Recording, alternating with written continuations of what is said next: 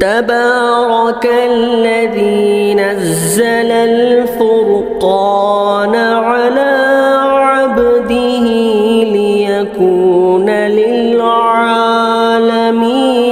نذيرا۔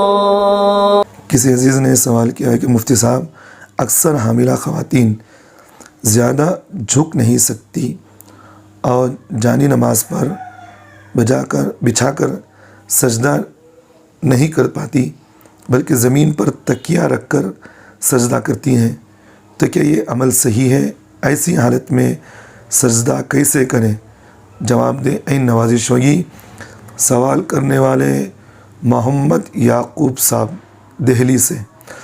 دیکھیے، جو سوال آپ نے مجھے پوچھا ہے اس میں عورتوں کو بہت زیادہ تکلیف ہوگی، یعنی کہ اگر عورت حاملہ ہے، اب وہ زمین پر بیٹھ کر نماز پڑھ رہی ہے، سامنے تکیہ رکھے گی، اب وہ تکیے پر سجدہ کرے گی، اب وہ جھکے گی، تو فقہا نے مسئلہ یہ لکھا ہے کہ زمین کی سختی جب تک اسے پیشانی پر محسوس نہ ہو اس وقت تک وہ اپنی پیشانی کو دبائے گی۔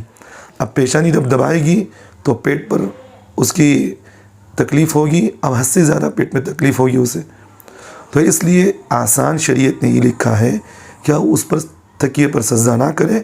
اب اس کے لیے بہتر تو یہی ہے کہ وہ رکوع جو ہے اپنے ہاتھوں کو رکوع میں گھٹنوں پر رکھیں، تھوڑا جھک جایا کریں سجدے میں، اور تھوڑا اپنے گردن کو جھکا لیں، اس سے اطمینان کے ساتھ اس کا سجدہ مکمل ہو جائے گا۔ بجائے سجدے اسے تکیے پر کرنے کے کرسی پر بیٹھ کر، یعنی تو زمین پر بیٹھ کر نماز پڑھیں اور اس میں اس کے لیے بس تھوڑا سا رکوع کر لیا، جھک جائے اور سجدے میں تھوڑا جھک جائے، اس میں لیے آسانی ہے۔ سجدہ جو ہے تکیے پر نہ کریں، اس سے تکلیف زیادہ ہوگی۔